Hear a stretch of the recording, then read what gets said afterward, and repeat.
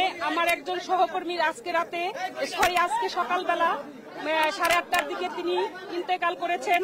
আমি আমার সহকর্মীর মৃত্যুতে খুবই ব্যথিত, ক্ষুব্ধ। আমি মনে করি আমার সহকর্মীর মৃত্যু হয়েছে, সেখানে আমিও থাকতে পারতাম, কারণ যে অমানসিক পরিশ্রম আমরা করেছি এই 10 তারিখ থেকে, এবং সেখানে আমরা ব্যালট বাক্স আগেই নিয়ে গিয়েছি এবং সেগুলো আমরা পাহারা দেওয়ার ব্যবস্থা করেছি, এবং সকাল 7টা থেকে আমরা এই হল প্রত্যেকে যার যার নিজ হলে গিয়েছি এবং আমরা সুষ্ঠুভাবে এই ভোট কাস্ট করার জন্য আমরা শিক্ষকরা 100% এফোর্ট দিয়েছি, এবং আমার নব ফয়জুন্নেসা হলে 137টি ভোট কাস্ট হয়েছে 280টি ভোটারের মধ্যে। আমরা সম্পূর্ণ, কেউ যদি বলে যে 0.0% কি 1% যে এখানে কারচুপি হয়েছে কি অথবা অনৈতিক হয়েছে, সেটা না। আমি বলবো 100%-এর উপরে যদি কেউ বলতে পারে, সেটা 100% সুষ্ঠুভাবে আমরা ভোট নিয়েছি এবং চেষ্টা করেছি যাতে সেখানে কোনো অনিয়ম না ঘটতে পারে। সেখানে সাংবাদিকরা লাইভ করেছে, দেখেছেন, সেখানে পোলিং এজেন্ট ছিল, তাদের কাছেও আপনারা জানতে পারবেন, ভোটারদের কাছ থেকেও জানতে পারবেন। আমরা এই নির্বাচন সুষ্ঠু করার জন্য আমার পোলিং অফিসার আছেন হাবিবুর রহমান, তিনি সহ আমরা সবাই অমানসিক পরিশ্রম করেছি। অমানসিক পরিশ্রমের পর আমরা জানি যে এখানে ভোটটা মেশিনের মাধ্যমে কাউন্ট হবে। আমাদেরকে মত বিনিময় সবাই বলা হয়েছিল যে আমরা শুধু ভোটটা কাস্ট করে আমরা এখানে সিনেট ভবনে দিব। আমি তাদেরকে প্রশ্ন করেছিলাম যে আমাদের এই ভোট কাস্টের পর গণনা কোথায় হবে। নির্বাচন কমিশনের সদস্য সচিব তিনি আমাদের জানিয়েছিলেন সিনেট ভবনে। আমি তাকে প্রশ্ন করেছিলাম কেন সিনেট ভবনে হবে, তাহলে তো অনেক দেরি হয়ে যাবে, তাহলে আমরা কেন 21টা হলে আমরা কাস্ট করব না। তখন তিনি বলেছিলেন আমরা মেশিনের মাধ্যমে কাস্ট করব ম্যাডাম, আমরা অতি দ্রুত রেজাল্ট দিতে পারবো, যাতে আপনাদের কষ্ট লাঘব হয়, সেজন্য মেশিনের মাধ্যমে আমরা কাস্ট করব, ভোট কাউন্ট করব। আমরা সেটাই মেনে নিয়েছি, আমরা সেটাই জানতাম। কিন্তু রাত 10 তারিখ রাতের পরে নোটিশ আসছে হঠাৎ করে, যে আমি জানতাম না সেটা। আমার প্রভোস্ট আমাকে গতকাল 11 তারিখে যখন ভোট নিচ্ছিলাম তখন আমাকে বলেছেন যে আমাদের তো ওইখানে থাকতে হবে, ম্যানুয়াল পদ্ধতিতে হবে।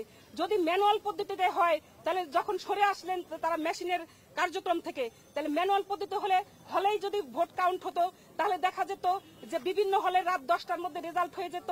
আমরা এখানে নির্বাচন কমিশনে নিয়ে আসতাম, 11টার মধ্যে রেজাল্ট হয়ে যেত। আর 11টার মধ্যে যদি রেজাল্ট হয়ে যেত তাহলে আমার সহকর্মীর মৃত্যু দেখতে হতো না, কারণ তিনি সারাদিন অমানসিক পরিশ্রম করার পরে রেস্টে গিয়েছেন। কারণ তাকেও তো বলা হয়েছে যে আবার কাউন্টিং এর জন্য আসতে হবে। তিনি হয়তো স্ট্রেস নিয়ে ঘুমাতে পারেননি কখন তাকে ফোন দেওয়া হবে, যেমন আমি স্ট্রেস নিয়ে ঘুমাতে পারিনি যে আমাকে কখন ফোন দেওয়া হবে আমার হলের এই ম্যানুয়াল পদ্ধতিতে কাউন্টিং এর জন্য।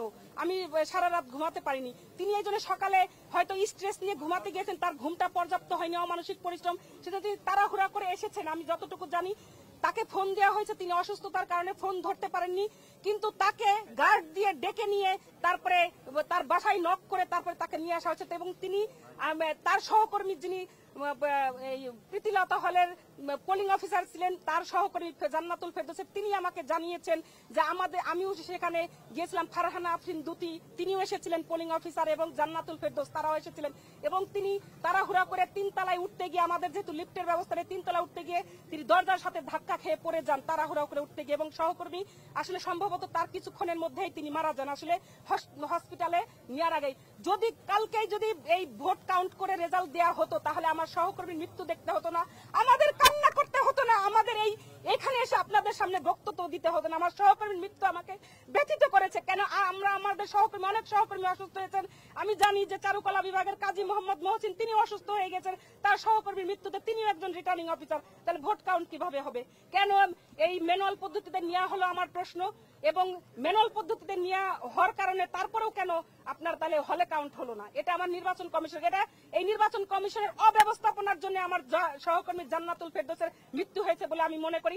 আমি এই মৃত্যুর বিচার চাই, এই মৃত্যুর সঠিক বিচার চাই। বিশ্ববিদ্যালয় প্রশাসনকে এই অব্যবস্থাপনার জন্য দায়ী করছে, এবং আমার এই মৃত্যুর জন্য বিশ্ববিদ্যালয় প্রশাসন দায়ী নিতে হবে, এবং এই জান্নাতুল ফেরদৌসের পরিবারকে তার ক্ষতিপূরণ দাবি করছে, আমি তাকে ক্ষতিপূরণ দিতে হবে। ম্যাডাম, এখনো তো হল সংসদের কাউন্টিং শেষ হয়নি, তারপরে এখনো কেন্দ্রীয় সংসদ বাকি রয়েছে, এখনো তো অনেক ভোট গণনা বাকি। এখনো আপনারা জানেন যে হল সংসদে মাত্র একটি মাত্র ব্যালট পেপারের মাধ্যমে আপনার হচ্ছে হল ভোট কাউন্টিং হচ্ছে, কিন্তু জাকসুতে কিন্তু আমাদেরকে 3টা করে, একজন ভোটারের 3টা করে, তার মানে আমার যদি ধরেন 8,000 হচ্ছে ভোট কাস্ট হয়ে থাকে, তাহলে আমাকে 24,000 আমাকে কাউন্ট করতে হবে ম্যানুয়াল পদ্ধতিতে। এটা কিভাবে সম্ভব? তাহলে তো এভাবে 3 দিনেও সম্ভব হবে না। তাহলে আমরা এটা কিভাবে, এই পদ্ধতির আমরা পরিবর্তন চাই। এটা আমরা কোনো ক্রমে আমরা অমানসিক পরিচয়, আমরা শিক্ষক, আমাদের পরিবার আছে, আমাদের শারীরিক মানসিক স্ট্রেস আছে, আমরা আর এই স্ট্রেস নিতে পারছি না। আমি আপনারা ভোট গণনা থেকে বিরত থাকবেন? সেটা আমার সহকর্মীরাই সিদ্ধান্ত নেবেন, তারা আলোচনা করে।